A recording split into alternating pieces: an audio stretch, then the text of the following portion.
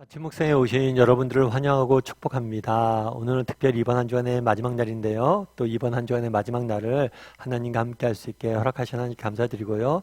또 오늘 하루 잘 또 이렇게 아침 묵상을 시작하고 또 하루 잘 마무리하고 또 새롭게 주말을 맞이했으면 좋겠습니다.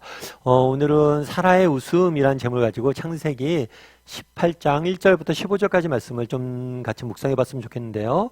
우리 먼저 1절과 2절 말씀 같이 한번 읽어볼까요? 같이 읽도록 하겠습니다.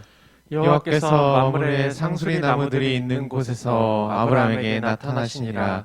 날이 뜨거울 때에 그가 장막문에 앉아 있다가 눈을 들어본즉 사람 셋이 맞은편에 서 있는지라.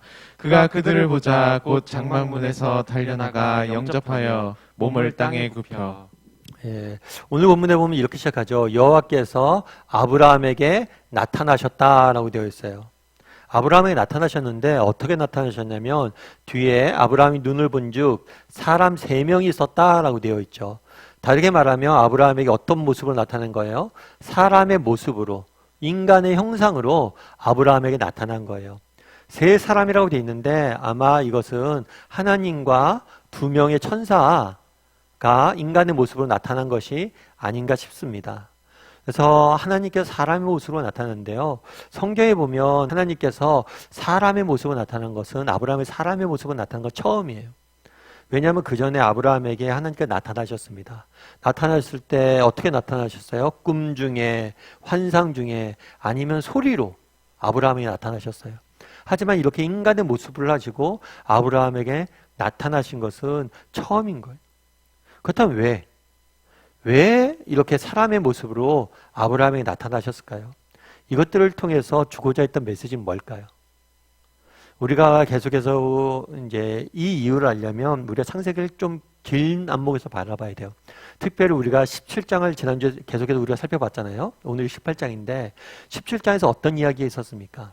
아브라함의 이름을 바꿔주셨죠. 어떻게 바꿔주셨어요? 아브라함으로, 아브라함에서. 그래서 새로운 정체성을 부여했어요. 그 다음에 할례를 행하게 하셨죠. 그래서 할례를 통해서 이 정체성에 걸맞는 구별된, 하나님의 구별된 백성으로서 살라고 말씀하셨습니다. 그리고 이 말씀에 순종하여서 아브라함이 뭘 했어요? 할례를 행했죠. 구별된 백성으로 살겠다고 고백을 한 거예요. 다짐을 한 거예요. 그러자 18장에서 뭘 한 거예요? 하나님이 인간의 모습을 하고 나타나셨어요. 인간의 모습을 하고 나타나셔서 아브라함과 식탁에 교제를 나눕니다. 이 순서에서 우리는 배울 수 있는 게 있어요. 그건 뭐냐면 우리가 정말 예수님을 믿고 하나님의 자녀로서 백성으로서 살겠다라고 결심을 하잖아요. 그럼 제일 먼저 하나님께서 주시는 축복이 있어요. 제일 먼저 하나님께서 주시는 은혜가 있어요. 그건 뭐예요? 바로 교제예요. 동행과 교제예요. 하나님께서 우리의 삶 가운데 들어오셔서 우리와 동행하시고 우리와 함께 하시는 거예요. 그래서 성경에 나타나는 축복이 여러 가지가 있겠죠. 그런데 축복 중에 가장 중요한, 반복적으로 가장 강조해서 나타나는 축복이 뭐냐면 동행이에요. 믿는 사람에게 하나님이 주시는 가장 중요한 축복은 뭡니까? 동행과 교제예요. 사실 우리는 동행과 교제라고 그러면 별다른 생각이 없어요. 하지만 이것이 얼마나 큰 영광인지, 얼마나 놀라운 일이고 얼마나 큰 축복인지, 은혜인지 깨달아야 돼요. 예전에 제가 병원 신방을 한번 간 적이 있었어요. 병원 신방을 간 적이 있는데 병원 신방을 갔는데 이제 엘리베이터 안에서 어떤 엄마랑 딸이 이야기하는 걸 들었어요. 아마 딸이 다친 것 같아요. 그래서 아마 넘어졌는지 기부스를 하고 있더라고요. 딸이 다쳤는데 그런 얘기를 하더라고요. 뭐라고 이야기하냐면 엄마랑 딸이 아까 거기서 봤어? 봤어. 왜 뭘 봤나 이렇게 들어봤더니 아마 드라마 촬영이 있었던 것 같아요. 굉장히 유명한 드라마 촬영이 있었고 남자 주인공이 그게 나타난 것 같아요. 그걸 보고 엄마랑 딸이 둘 다 너무 좋아하는 거예요.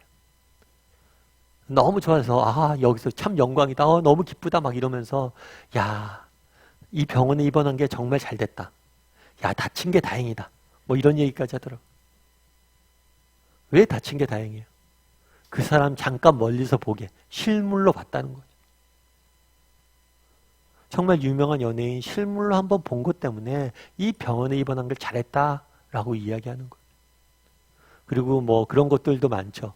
유명한 뭐 드라마가 유행하잖아요.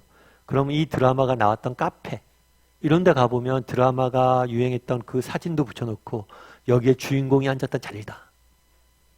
그래서 사람들이 그곳에 가서 앉기도 하고 사진도 찍고 그러잖아요.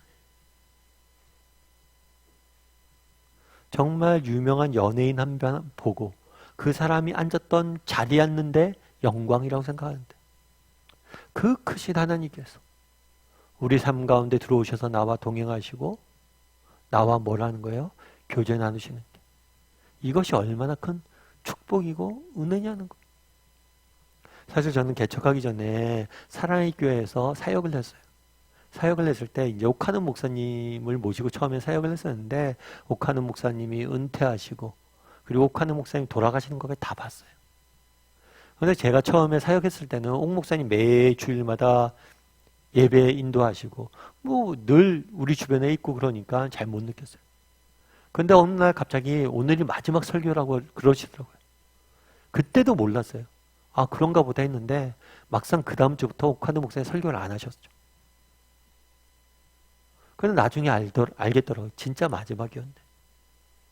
뭐 은퇴하신 이후에도 국제제자훈련대 계속 나와서 사역하셨으니까 저야 개인적으로 매일 보죠. 근데 어느 날 갑자기 몸이 안 좋으시다 그러더라고요. 그래서 잘 못 나오셨어요. 그러다가 입원하시고 결국 하나님 부르심을 받았죠. 나중에 생각해보면 정말 옥 목사님이 가까이 있을 때 내가 더 목사님과 더 가까이 지냈어야 되는데 그런 후회가 들더라고요. 안 계시니까 계시다는 게 얼마나 큰 축복인지 알겠더라고요. 여러분 하나님이 우리와 함께 하신다. 우리 삶 가운데 들어오셔서 나와 동행하시고 나와 식탁의 교제를 나눈다. 아브라함의 생애가 있겠죠. 아브라함이 100년 넘게 살았잖아요. 긴 생을 돌아보면서 가장 영광스러운 때가 언제였을까? 아마 이날이 아니었을까요? 하나님이 우리 집에 오셔서 나와 함께 거하시고 식탁의 교제를 나누셨던 그 순간이 그 인생의 가장 영광스러운 때가 아니었을까요? 정말 우리 믿는 사람들에게 주는 가장 큰 축복은 뭐예요? 하나님의 동행이에요. 내 삶 가운데 나와서 교제 나누는 거예요. 바라기는 우리 다음의 식구들이 하나님과 동행한다는 사실이 얼마나 큰 은혜이고 축복인지 다시 한번 돌아봤으면 좋겠어요. 그리고 정말 이것이 얼마나 귀하고 값진 일인지 깨달았으면 좋겠어요. 그래서 정말 날마다 하나님 앞에 나가서 교제 나눌 수 있는 사람이 되었으면 좋겠어요. 하나님과 동행할 수 있는 사람이 되었으면 좋겠어요. 이제 주말이잖아요. 우리 교회 나가서 예배 드리잖아요. 여러분 예배 드린다는 게 얼마나 큰 은혜이고 축복인지 알아야 돼요. 하나님 앞에 예배할 수 있다는 것이. 우리 평생에 예배 드리면 얼마나 드리겠어요? 1000번을 드리겠어요? 10,000번을 드리겠어요? 정말 이렇게 예배 드릴 수 있다는 것이 얼마나 큰 은혜이고 축복인지 깨닫고 예배할 수 있었으면 좋겠어요. 오늘 우리가 아브라함의 모습을 살펴봤는데요. 아브라함의 인간의 모습으로 아브라함에 찾아오신 하나님의 모습을 살펴봤는데요.